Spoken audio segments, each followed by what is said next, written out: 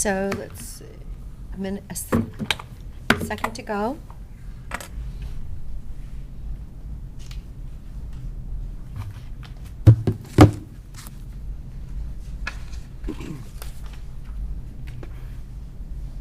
Okay. Are we ready, Ryan? Okay, wonderful. Thank you so much. Alrighty. I'd like to call to order the meeting for the Board of Deschutes County Commissioners for August 22nd, 2022. So there's a lot of twos today. Oh, yes. Yes, I know. Very interesting. Okay, please join us in the Pledge of Allegiance. I pledge allegiance to the flag of the United States of America and to the republic for which it stands, one nation, under God, indivisible, with liberty and justice for all. All right. Okay. Item number 1. Chad, would you like to join us?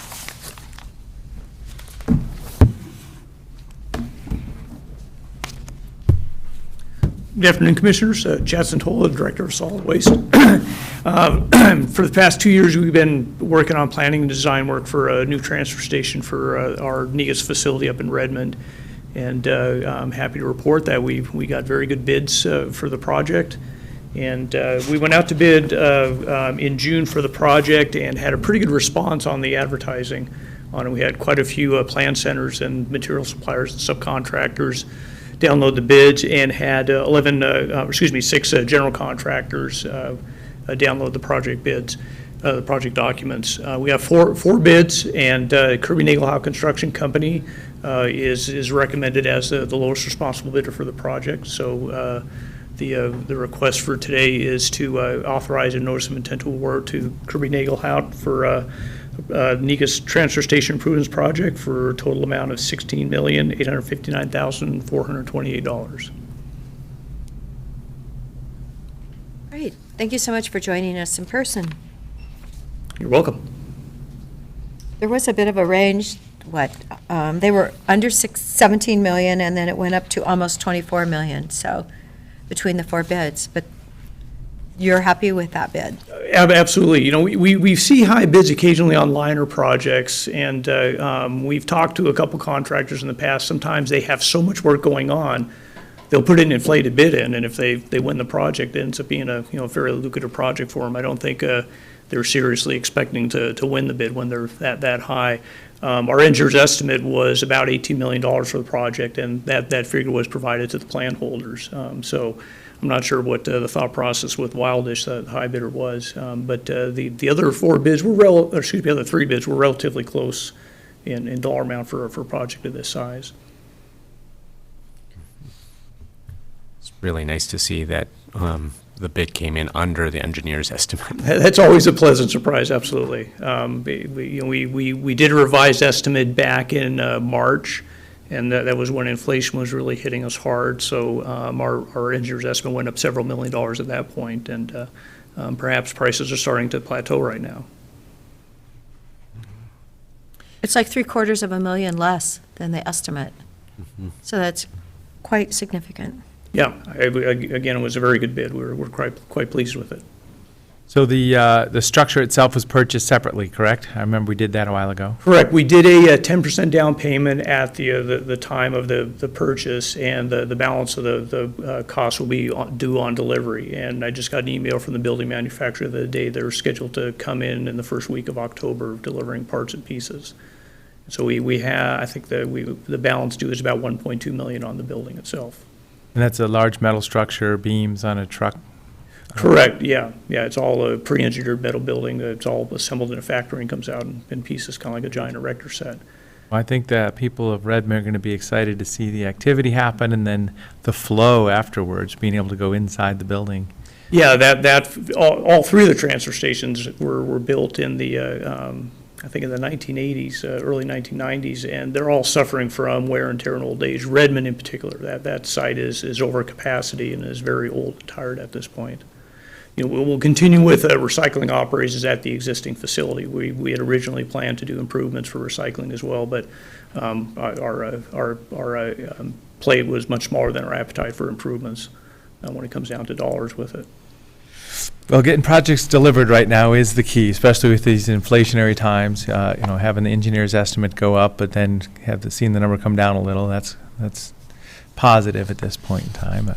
And these revenues are all through the solid waste enterprise funds, correct? Well, this project is actually bonded. We secured a full faith and credit obligation bond for the project, and that includes paying the balance on the building itself as well as construction, and there's a contingency with it. Great. And that'll be paid off through franchise fees and tipping fees and other. Correct, yeah. Ultimately, it's paid through the tip fees for the landfill, yeah. Right.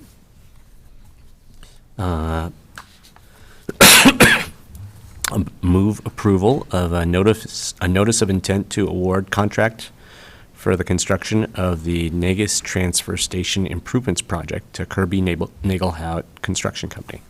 And I'll second it. Any further discussion? Commissioner Chang? Yes. Commissioner DeBonne? Yes. And the chair votes yes. Thank you very much. Thank you. Thank you. Great news. All right, item number 2. I believe we have Derek and Andra, if you guys want to join us for your presentation. Welcome. Welcome. Thanks, Commissioners. Thank you. So we're here today to talk about some revised bylaws and a committee roster. As we've mentioned before, and as Whitney's communicated in the past, that 2 programs are now consolidating for ODOT. One is the Statewide Transportation Improvement Fund program, and the other is the Special Transportation Fund. And so I'll give a little bit of background on those 2 programs because they're kind of the same except for the I and the one acronym, but they're really different in terms of how long they've been implemented, and as well as kind of their tax base and what types of transit services for which they're funding. And so we worked on the first Deschutes County STIF bylaws, which is from the 2017 payroll tax. That was in 2019. And so we had come forth with some bylaws. This was a really new program from ODOT to support transit agencies across Oregon. So at about, I think it was 0.1% of a payroll tax. So everyone who works in Oregon pays about $1 a week. That goes into a fund. That comes to the counties as a qualified entity.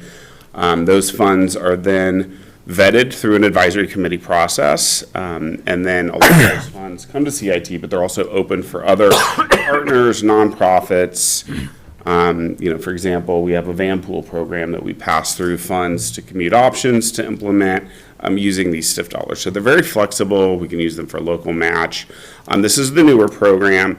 We had an advisory committee of 11 members and 2 alternates that we went through a whole process with the Board of Commissioners, got that approved. And so we've had a couple successful rounds of the STIF program. We funded a lot of really great projects, a lot of new vehicle purchases, support for rural services like the Route 31 and Lapine and Sun River. We have a new service anticipated to launch this late summer from Crooked River Ranch to Redmond. We can talk about that more if you have questions about that service. Also, 2 new routes in Bend, routes 8 and 9, where we're building the bus stops this summer and hopefully going to be able to implement those services next year when we have more drivers. And also 2 new routes in Redmond. So we've seen the funds get distributed around the county. There's also some shared projects between Crook County, Jefferson County, where we're sharing the cost of vehicles and our community connector services that cross those boundaries. So they have a similar setup with their bylaws, and they have their own committees.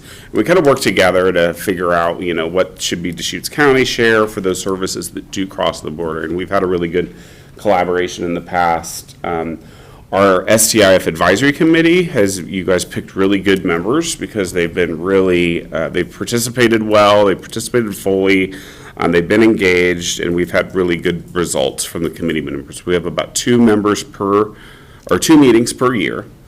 And we also, so I'll shift gears here and we'll talk about the STF program. It's a longer standing program. It's been around with Deschutes County since 2007. So it's a much longer standing program, and those funds are to help support transit services specifically for older adults and people with disabilities. So for example, our Bend Dial-A-Ride, our Sisters Dial-A-Ride, our Lapine Dial-A-Ride, they use those funds to help support those types of services, because that's how, some people with disabilities and older adults tend to use more of those services to get around. So historically, as of recently, it's been an amount of around $430,000 a year that we've funded. So there have been kind of two separate processes. The longer STF program that has their own committee. It's a 5-member committee. We've had a couple staff members from Deschutes County on it. Some of the nonprofit organizations have been on it. And then we have the STIF committee. And so right now, with ODOT's consolidation process, we need to have a new set of bylaws that incorporates the rulemaking from these combined committees. And so I was on the rulemaking advisory committee. Tammy Vaney was on it as well. So we participated in that process, provided our input in terms of how Central Oregon would like to see some of these changes made. And so at the end of the day, we kind of have, it's all going to be kind of aligning with that STIF structure and committee guidelines and the reimbursement process. So the STF program, we just did the procurements a little bit different and the solicitations. That'll kind of all just be like STIF now. So everything's kind of just moving toward that model. So the easiest thing for us to do is just kind of revise the existing STIF bylaws to incorporate the new language from the rulemaking and then some of the kind of previous STF components in there. So what you have today in your packet is the revised bylaws that are redlined, and then also a revised committee roster that kind of folds together the existing STIF members who were interested in participating and some of the STF members. And we had to take a couple off, and some of those were like some of the staff members here, like Peter Russell, who was going to defer to let the community members step up and take over. Tyler Deakey from the MPO, he sits in on a lot of those meetings. So he wanted to relinquish his seat to allow some committee members who were interested in, and they're representing their own communities. So I feel like we have a really good roster. I called through all the individuals just to check in with them. A couple just wanted to kind of be off the committee. They didn't have the time, or they moved locations. Like Kelsey no longer lives in Terrebonne, and so she wasn't be able to represent Terrebonne. And then, she's only available in the early mornings as well. So it's kind of going to be difficult for her schedule to attend. So we have a new, go ahead, Commissioner Dare. Derek, I just wondered, Route 31, I know I was begging that it wouldn't be stopped. Yes. What is the status today? Well, yeah, so it was primarily a summer service, and all of our summer services end on Labor Day. So we are hoping, we just rolled out an incentive program and referral program for drivers. So we are hoping to implement it back in the summer of '23. We hope to have a little bit more partnership with Sun River and Lapine in terms of high school students' employment. We know that the resorts struggled to find employment, which is the primary purpose of the shuttle. So we are gearing up for the next summer season, but that is our hope. Unfortunately, we really struggled in the beginning of the summer to get drivers. But I just told Derek we're doing the next round of union negotiations with the Bend labor and hoping to recruit and retain drivers. So it's slowly, but we're seeing the light at the end of the tunnel in terms of the workforce. Great. Okay, thank you. And was there a possibility that you might rotate in smaller buses on that route, Yeah, that one actually it's an 18-passenger. It's pretty small to begin with, yep.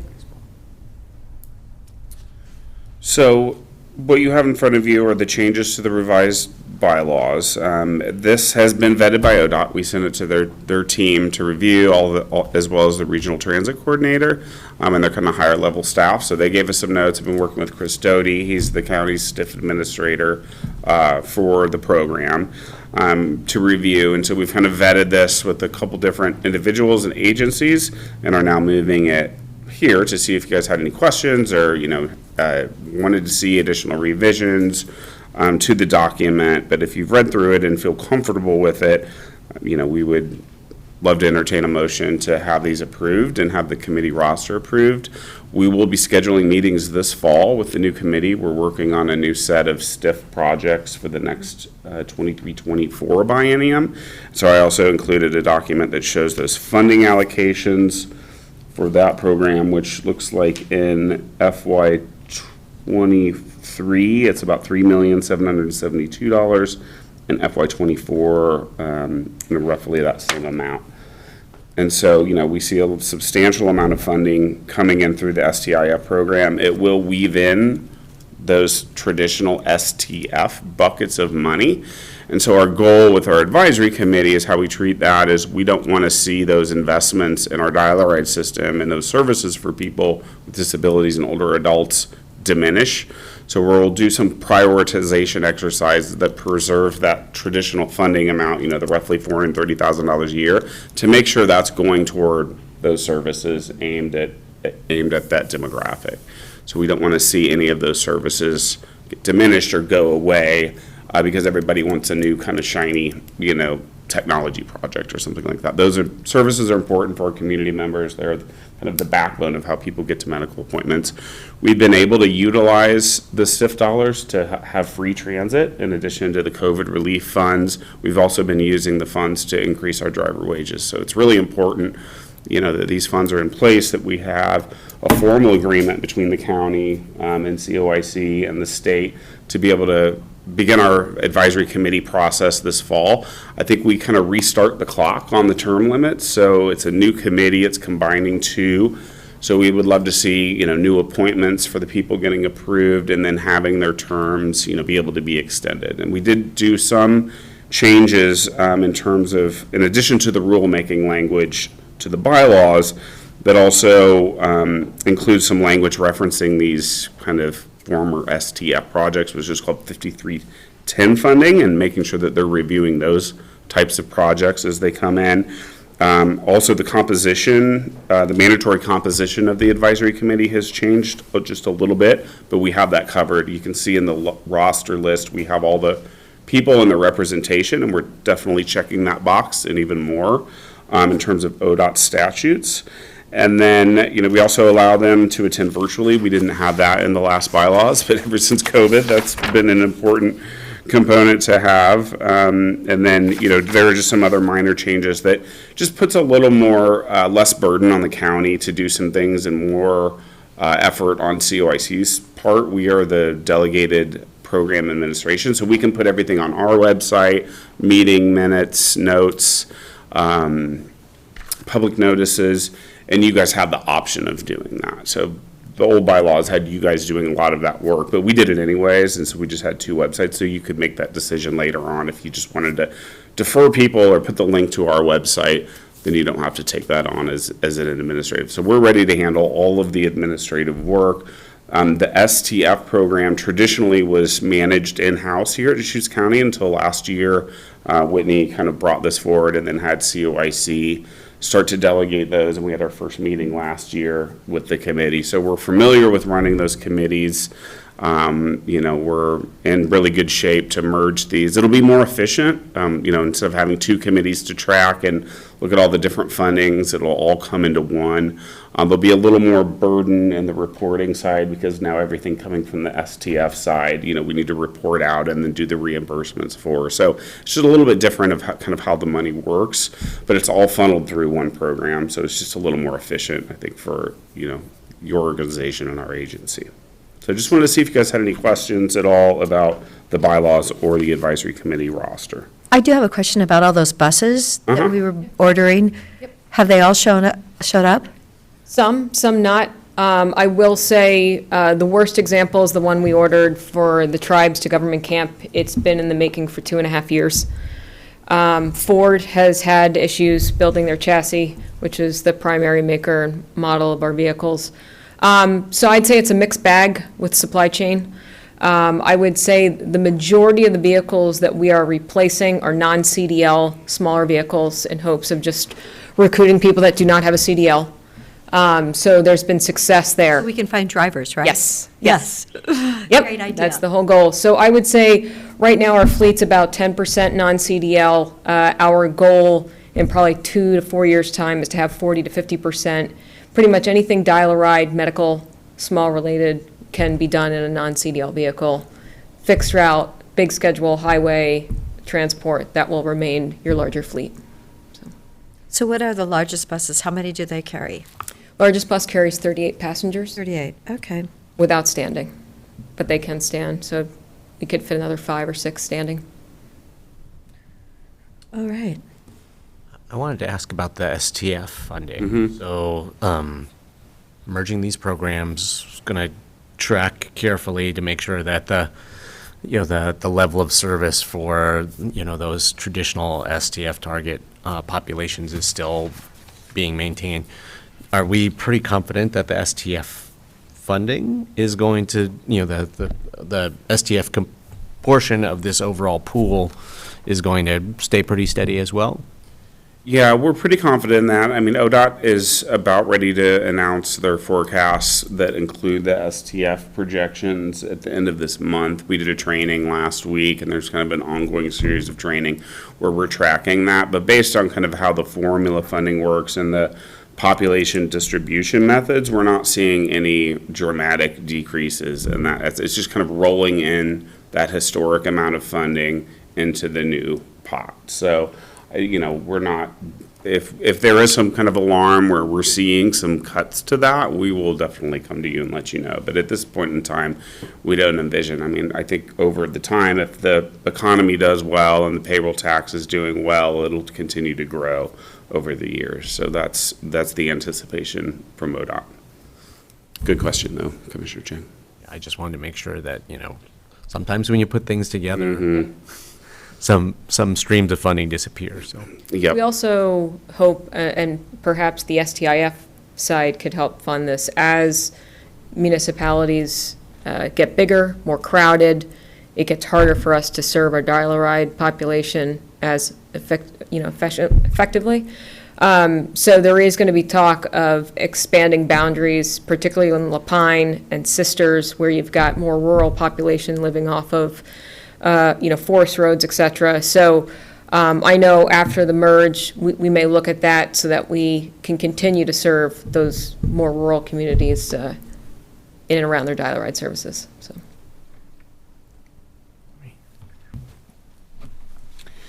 So this is advisory committee bylaws. Are we replacing the STF and STIF? Are we replacing 2 documents with one? Yes. Yeah, so Yes. just making So sure this I'm would be the understanding. integrated, but we're just calling it STIF because all the new language is just using that existing STIF rules and guidelines.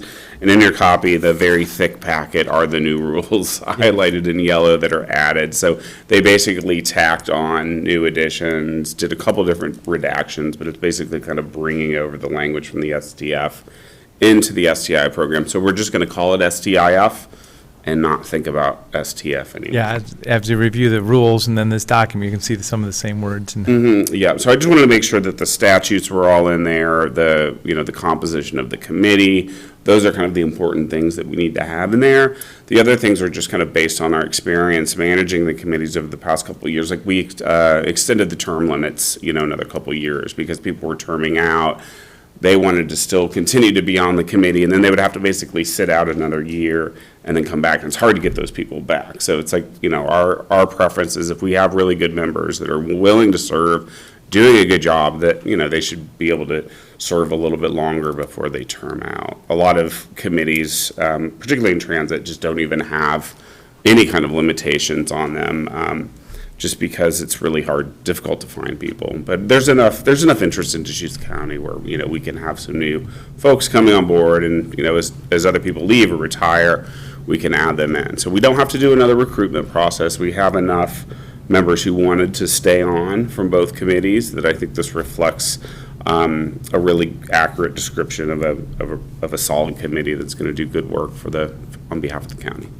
so by adopting the committee roster today as presented, we're kind of resetting some of those terms. Yes, and then I have the committee, the proposed term expiration date. So if we did the appointments, this summer, those would be the terms, kind of effective probably like January on. We kind of base it on the start of the next calendar year just to allow them to have a little more time. And then, so the document itself, the bylaws document, page 3, which is 46 of our packet. In the middle, so advisory committee tasks, the advisory committee may, and then we've got the crossed out will. And I sometimes just see shall for some of these. So is there, they may advise, so yeah, I mean, does that really change the kind of the legality of what their authority is, or what? No, it doesn't. And the reason that we changed that to may is because it definitely, some of these things are just optional for the advisory committee, and most specifically, the bullet point at the end, appoint a work group to provide additional input on Stf Funding projects. That was one of the new guidelines that came out of the rules, but committees don't have to do it. So that's for like TriMet and these really large committees where they have a lot of different jurisdictions. They could basically bring forth subgroups to talk about a particular city or a particular area or a particular demographic, and then that subgroup would have to report back to the advisory committee and then eventually the board. So it's kind of like another layer that we have the option of having that, but I don't really see it as being necessary to have some kind of subcommittee. And so that's one of the reasons why we changed that from may to will, and that was approved by ODOT when we sent it to them. So these are just kind of like advisory tasks that were listed for the advisory committee, and they don't have to be like set in stone. They're not mandatory. So it just kind of reminds me that I would love this committee and the efforts of all this transportation to set up the premier transportation option in Central Oregon. And you've heard me talk like this before. I want that shiny bus where people wave at it as it's driving by, people grab their briefcase and their coffee and they jump on the bus. And you know, what I'm seeing here, some of these definitions are, well, let's make sure we include these people. Let's make sure we, the definition of high percentage low-income households, it kind of goes down a negative path. We've got to figure out what that positive path looks like, because then all of a sudden you have a growing system which gets exciting to be, participating in. And I'll say. Tourists and working adults and the whole deal, so. And I'll say, OSU, City of Bend, ourselves, there's definitely, what do they call it, mobility ecosystem. So there's some visionary language and movement outside of this type of protocol that's part of our committee work as well. So. Yeah, so as I say, hopefully there's a exciting part of this too, and the vision to get people from southern Deschutes County into Sun River for working, it's great, and I advocate for it too. The bus is empty sometimes, and I have met people that, I needed that bus. I had somebody ask me, why isn't the bus there? But that was the one person that was riding the bus, and it's just awkward when it just doesn't catch, a few people riding. Yeah, and it was challenging this summer. We were working with the Chamber of Commerce and the partners in Sun River a lot to stand up this project, LaPine Senior Center. We did a couple of events there. We were really hoping that Sun River had 20 individuals on international visas that were going to be living in those low-income apartments off Drafter Road, kind of across from Wikiup Junction. So we had a stop location there, had the schedule going there, but the apartments didn't get finished in time, and so they had to move all of them into Sun River. So we would have had like 20 captive riders on our bus. Yeah. And then having... Really too bad, isn't it? It was really unfortunate. So we worked with them hand in hand to try to make that happen, and they were delayed about a month. So it was just too long for them to wait. So the stop didn't come to fruition. We didn't have that built-in ridership, so we just, and they were giving some gas cards out for Sun River employees, and that was kind of hard, for our message, it wasn't, the best way to promote transit. So we just didn't get that jump in ridership, even though we really promoted it and did a lot of work behind the scenes. And, when things like that happen and we don't have enough drivers, we have to look to the lowest ridership route. Well, Net Transit Center in the downtown is coming together. I know the excavation and the curbs and some of the paving's happening right now, so. Yes. In fact, it's probably progressing quickly. I haven't seen it in a week or two, but I bet it's really rocking right now. Yeah, and I believe Deschutes County Stf dollars helped Jeff, the city manager, complete some of the more required capital improvements in the station. So he was happy to see that happen. So, Derek, I noticed that Kelsey's gone. Yes. And we don't have anyone from Terrebonne. We don't. And that's okay from a statute. We do, Ken Thorpe is going to be retiring next year from LaPine, so he's wanting to give up his seat at that point, and in the interim, we'll be doing some recruitment in Terrebonne to see, because we already have a lot of LaPine representation.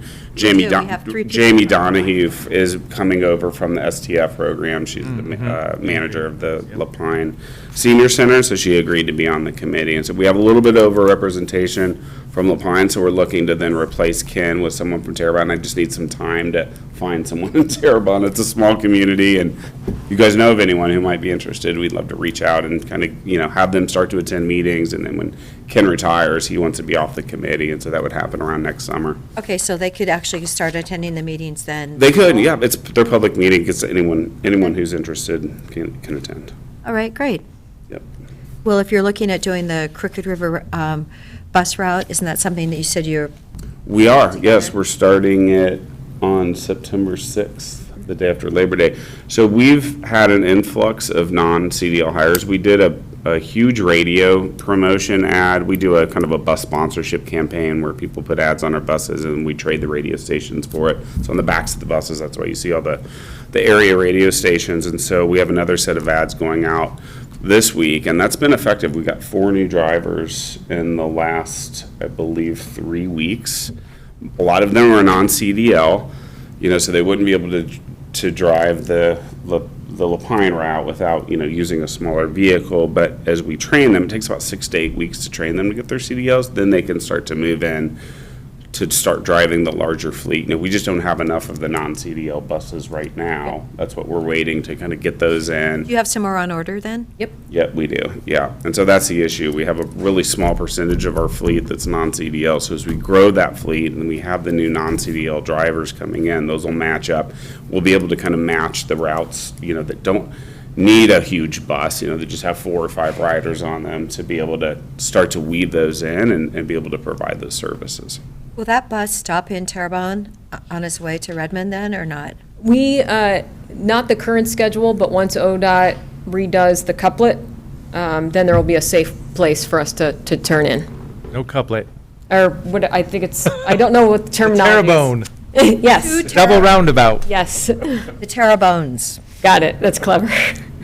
Yeah, so once that's installed, similar to Tumalo, once the circle goes in, we'll be having an established stop for us, both northbound and southbound. Okay. So do we have any further questions? Is there a motion? I'll move approval of the consolidated STIF and STF program bylaws and committee roster as presented. Second. Is there any further discussion? Commissioner DeBonne? Yes. Commissioner Chang? Yes. And the chair votes yes. Thank you. Just a branding effort. So I know everybody's been really liking that charcoal gray. I don't know if you've seen those vans, but Yes, I guess I have, yeah. Yep. I didn't know that was, yeah. that's some of the Kind of new branding, identity. and that will transfer over to our fixed route and larger buses as well. They hide the dirt pretty well, and they look Hiding the That's dirt. the important thing, hide the dirt. Well, there's some brand in there somewhere where it's like, hey, I gotta go get on that bus, something that's gonna draw people to it, whatever that is, someday it'll happen. Yeah, we're working on some branding for the Crooked River Ranch service and having our designer start to think through some ad campaigns for our own buses. So instead of, doing advertising on those for other entities, we'll be doing our own advertising. And so we're going to have them come up with some kind of clever slogans and some, additions to the logo. And we also have mobility hubs on the horizon. We've done a lot of outreach. Probably seen it in the paper and in the news, a huge public engagement process. We did like 11 events, got a lot of community input. That study was funded by us, that was a TGM grant, but the funding for the development of mobility hubs and actually purchasing land is through this current round of STIF funding. So it's a couple $1 million in there to help us develop those. So I think once we have mobility hubs, then we can start to really kind of remarket our brand and attract the choice riders. have some other options and amenities like park and ride locations there. For example, looking at the Lapine Center, that will become kind of a future mobility hub. Also out in Sisters with the purchase of the new Forest Service property, looking to eventually put a transit stop there. So this model that we develop in Bend will be useful for how we implement mobility hubs in some of the smaller communities. And I think they can be as equally successful, especially with kind of a tourist base, people coming to park and ride and go to the mountain and things like that. So it has a lot of potential for future growth and awareness of our services, just making it easier to get around. I'm just wondering, with the recreation bus routes this summer, what are the numbers looking like compared to last year? Do we have any? We're more than triple and quadruple our numbers from last year, because we still were under that restriction, kind of the 6 feet apart on a bus.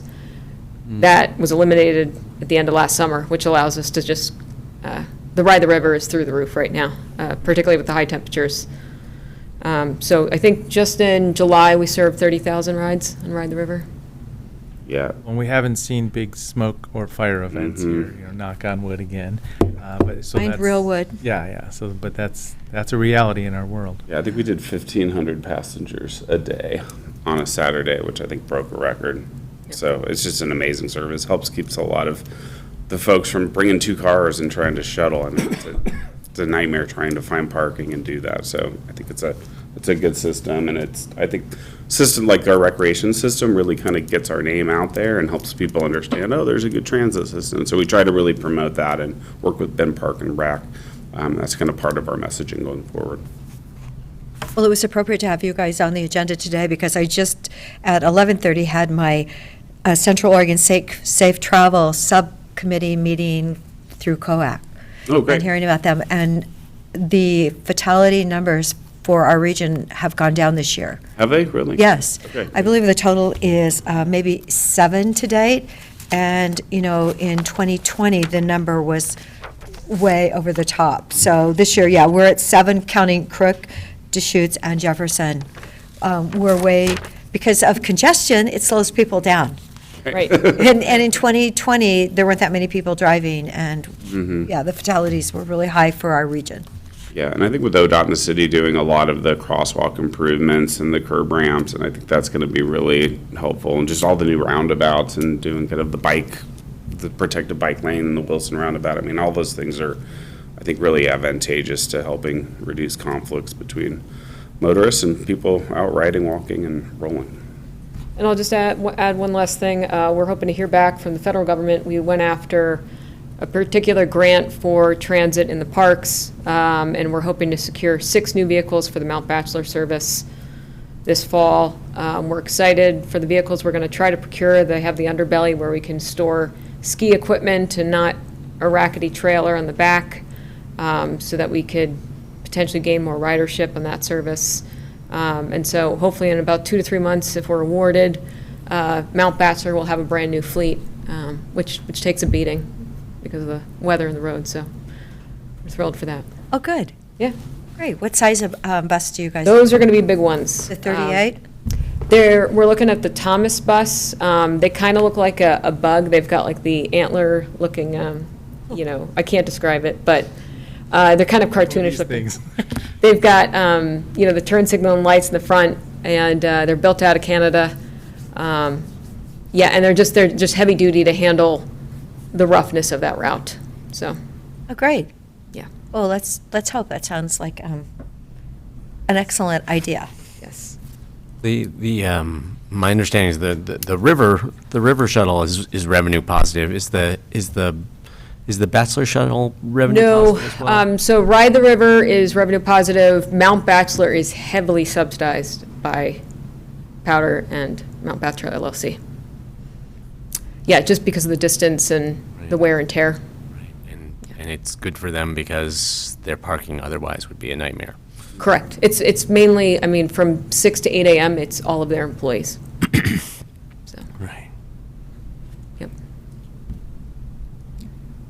Thank you very much. Yeah, thank you for joining us today. Thank you. Appreciate it. Nice to see you in person. See you again. Great. So now we have other items. Tomorrow I'm going to go to Salem for the State Interoperability Executive Council. It's a quarterly meeting, public safety and ODOT and all the different agencies involved with that. And I'm on that board representing Association of Morgan County. So it'll be a trip to Salem. Haven't done that in a couple years either, really. Okay. And I just mentioned that we did have the safety meeting that had been talked about for quite some time, and I found out that Fire Road and Highway 20 have been added. They've applied for a grant to do some work there on a left turn lane because of apparently accidents happening out there. So that was something new today. Bob Townsend was brought up in his discussion. Oh, and Roku is actually in Central Oregon. They are working on doing a documentary on log houses through Hasbro to focus on Lincoln logs. So it could be some interesting. They may do something in Southern Oregon, but yeah, they're in town and they're working on this documentary. So you just never know. So one more item is a proposed proclamation for Labor Day to be done maybe next Wednesday. I think that'd be the day. I have it on my desk and I didn't even bring it down. So I did. That's just some bullet points that I gathered and put in there. This is a proposal. Today it's a proposal for us, the 3 commissioners and anybody who wants to even include content there. So that's not a final version. That's just a formatted, bullet pointed, started version. We've had some requests by construction trades about apprenticeship programs, so I'm not opposed mentioning that. I am proposing that we do a simple proclamation because there's requests for the apprenticeship program percentages for county projects. So I'm just hesitant to add more to our to-do list as a county while we're doing construction capital projects. So as I say, I see that was in our mailboxes. Mine's on my desk, but if you have any thoughts or feedback, we can kind of mature it for next week. Okay, and I know that the Cutting Horse Association asked us to do a proclamation for their huge event at the fairgrounds. So I did print that, but I didn't bring that one down. I believe that's in September. Maybe we could talk through this one first and then. Okay. Sure. What would you like to say, Commissioner Chang? I'm supportive of doing a Labor Day proclamation. The content in here that's specific to the building trades, I think maybe I would like to see that kind of pulled out of the proclamation and kind of done. I think it's very important and valuable to bring some focus to the trades, but it's also, Labor Day, when it was originally developed, it was not just for the building trades. So, I mean, we want to recognize all the working people in the community. So I would support a proclamation being more general, and then some kind of, maybe during the introductory comments before the proclamation, talking about the trades in specific. And as I say, that was truly, it was bullet points, it was a Word document, then it was formatted, now it's been shared, so it can be edited very much so. So it's just but I think all the content in here is good. And this is actually when my great-great-grandfather came to Oregon.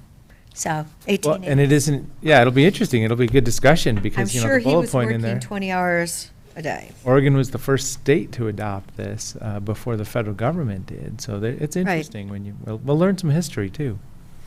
Great. So that's available for, just proposed edits, and we can work with whoever. So we could come back Whitney or- on Wednesday regarding this?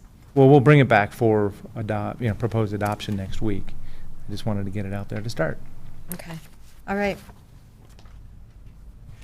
And then on the Cutting Horse event, I'm not sure to me whether that rises to the level of a proclamation. I think it's very worthwhile to mention that during commissioner comments during other items, or at some other point during the during the meeting, but typically for proclamations or resolutions, I feel like we're focusing on a kind of a community cause necessarily, and I feel like We could open up, yeah. we, for this, for the cutting horse event, it's sort of like we're doing a plug, like a marketing or promotional plug, and that's great. But I don't necessarily feel like it rises to the level of proclamation. So I would prefer to see it brought up in a meeting in a different way. Well, the interesting thing is Saturday on the Cowboy Channel, they had $1 million horse event in Las Vegas. It was $1 million, and it sure would be fun to have something like $1 million here in Deschutes County at some point in time, so. But I know this isn't $1 million, but it's definitely, it's big business. I support mentioning and promoting it. As I say, a proclamation may not be the right level for it. And then maybe there's another vehicle where we just acknowledgement, or, maybe it's even, yeah. Do we ever do press releases on something like that? I know it's going out to, there'll be people here from all over the country. I mean, I would picture the organizers of the event doing the press release. I mean, if they wanted to get a quote from Commissioner Adair, and include that, I think that's great. But my concern is we have a lot of events that happen in our community, and if we entertained proclamations for each one of them, it would it could take up a lot of airtime. So I just, if it's not something that like the fair, that is a county event, and if it's not, for a community cause that we really want to bring attention to, not necessarily from a marketing perspective, that would be my preference, that we sort of drew a line there between event promotion and proclamations and media releases from the county. Just our typical practice with Fair and Expo, and I would want to confirm the nuts and bolts of this with Jeff, but at a high level is that they have a standard process, I believe, for every event that gets booked. And I believe press releases do fall on the event coordinator side, not on the county side. There are certain things that Fair and Expo does in terms of listing on their website, and I think there's some social media posts that are kind of part of that set and standard process, but I don't believe we issue specific event press releases. Those generally come out from event organizers directly. Okay, thank you, Whitney. Yep. Thank you for that. And just remember, next year when we want to promote the 4-H kids, that they actually get promoted. That was really the program. The number of kids there with their horse was in half what it had been in 19. Mm-hmm. So I, as someone who grew up doing 4-H for 10 years, I feel like more promotion of our 4-H program would be greatly appreciated. And I know a lot of parents talk to me about that, so. It had its own slide at the state of the county, the That status was, of it. I know, and people were like, oh, and it got quoted in the paper too, so thank you very much. No, it was great, and I do realize that, there's lots of things out there, but I am really happy that we have been able to rebrand our grounds for more horse activities that weren't here maybe in 2016, 17, 18. So they are coming back. Any other items for other items? None for me. Okay, I see you, Eric. Or are you going to executive, or is this regular? This is another other item. Okay. Good afternoon, Commissioners. Last week, the board received an email from a resident near China Hat Road. She was expressing concerns about houselessness population predominantly on US Forest Service Road. Commissioner DeBone asked staff to draft a response. I sent a draft response to the board last week, and just happy to make any changes. Or I guess the first question is does the board want a response from the board or individual commissioners? And then if the response is from the board, there's been a draft provided for discussion.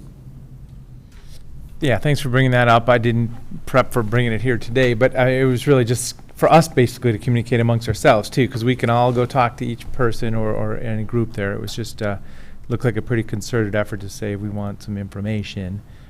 So it's our opportunity to communicate. Well, according to Colleen's comments a week or two ago, we're probably up to 400 people at those camps. And I know that community is concerned, and I do know that each campground was supposed to have their own fire extinguisher from the Forest Service, but the question remains, and that's what I asked Sally Butts, who is their legal from Glenn Casamas's office in Portland, who is going to get those people out if we have a fire at 2 in the morning? How are we going to safely get those people out of our county? And so that issue always, I think, weighs heavily. If the wind is blowing like it was on September 7th of 2020, and it was blowing 70 miles an hour from the northeast, it's not going to, you've always got to be prepared. So what is the plan? Now, Sally Butts said that they always have worked so well together with our sheriff. Well, the question is, does the sheriff have that kind of capacity to make sure, because I know that they've moved in, a lot deeper in the forest. Eric, do you have any feedback on that? I don't. I'd be happy to reach out to the sheriff's office with that question.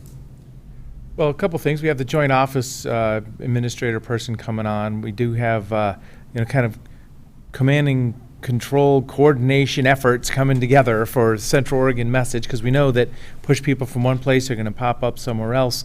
The displacing of, any group is going to put them somewhere. So we're starting to get to that point. In fact, remember, I'm talking like we want to turn the corner, and we probably don't have that corner defined yet, but we're working towards getting to a point. So very generic statements there, but I mean, that's the big picture right now. And I mean, kind of following that thought, I think we do want to emphasize to people that if you're going to clear people from an encampment area, an unauthorized encampment area, if you want that to be effective, there really needs to be places for people to go and pathways for them to get out of homelessness, and just kind of give them a long list of the investments that we've made along those lines that are creating those pathways and those places for people to go. It's clearly not enough yet, or we haven't found a silver bullet, but we're doing a lot of things, and I think it's important to just convey that we are making efforts. We are doing at least some of our part to create those pathways out of homelessness and establish authorized, appropriate places for people to go. Yes, in fact, the draft response talks about the pilot program to remove abandoned vehicles, some cleanup efforts, working with the county's homeless outreach services team, HOST, out of the health department. And then the draft email talks about the creation of the coordinated houseless response office. And there's two attachments that list the county's involvement and support for affordable housing, local shelters, land donations for affordable housing. So that's all contained in the draft response. So yeah, so I guess, as I say, it was just an opportunity to say, give me a list, and now all three of us are talking about it. I could send this as a response, or I don't know if we all want to, do it individually also, but I mean, I'm offering to do that, to get engaged with it, because it's kind of a beginning. It's another little engagement, because the community, we know the community's upset, and we know the community, the houseless community is growing. So acknowledging all that, and then I can offer this response as a starting point for the next cycle of communication. I mean, on, what was it, April 6th or something, I think I got an email an hour from people in China Hat. Mm-hmm. And I sent all of them on to Glenn Casamasa, because it's like, people are really nervous, and now the Arnold Water people are incredibly nervous because of the grass, because of the rain in April, May, and June. Now the grass is way taller, and the water is turned off. People ask if we could get the water turned back on, but there's no water to turn on. So hopefully people are mowing that flammable grass at a cooler part of the day. I know several people that have been doing that, so that's the good news. But they're, they're right in that neighborhood. Okay. Well, yeah, I'll take it from here, and we'll go back and. All right, let me know if you would like any help with any updates to the draft. And meanwhile, I'll check with the Sheriff's Office, emergency response. Right. Nathan Garrity. I was thinking, okay, so what if we had like some buses that could be like parked south, but that isn't even enough. And they couldn't get in there. It's really, when you have seen the documentary about Paradise and you realize that there were children that were already at their school that morning when that fire came over the mountain, to Paradise so quickly, it makes you realize we really have to think ahead. So if you can contact the Sheriff's Office, that would be great. All right, I will, and I'll forward the response to the full board. Thank you, Harry. Welcome. Can I just be clear on what we're discussing here? So Eric's working on drafting up a unified statement from the board, and then Commissioner DeBone, you're saying you're going to send that on to people? Responding to the email. Yeah, so you're asking, is this from the board or from Commissioner Yeah. DeBone, you're saying? Yeah. I can say it's from me, or either way, really. It's because, as I say, anybody can, talk to us individually, so this will just be a response. I mean, I think there's a lot of value in it, there being a statement from the full board, but I'm just trying to get clear on how we all have a chance to review that and give it the thumbs up before it goes out from the full board. Or Well, Wednesday, yeah. We could come back on Wednesday. It was on Friday, I sent it to the board on email. I know you get buried with email, but I'm happy to. It was like at 4 o'clock on Friday, but I did see it. Yeah, I saw it. Thank you, Harry. I'm happy to come back on Wednesday if you would like more time to review the draft. Remember last year, August of 2021, we must have had 50 people in this room from China Hat. They brought pictures. They told us their story. So. And there's also, this is the opportunity as the summer winds down and we're going into winter, because winter can be very dangerous also. This is that transition period where if we're going to do anything, as a community, not just Board of Commissioners, but as a community, now is the time to, make some changes on what the, expectations are out there, or what the enforcement is going to be, or what services are offered, whatever we're going to do. Okay. All right. So we'll do it Wednesday then? Thank you. Very good. I would just to tag on lightly to that item, the board, I think, over the weekend received an additional email related to the same topic. So once the board approves the standard response, staff may use it as appropriately, if the board's comfortable with that, to respond to emails where it seems to be an appropriate response, because I think we have 3 currently, and the one Commissioner DeBone is referring to as one of them, so we will likely respond to all 3 messages with the standard response.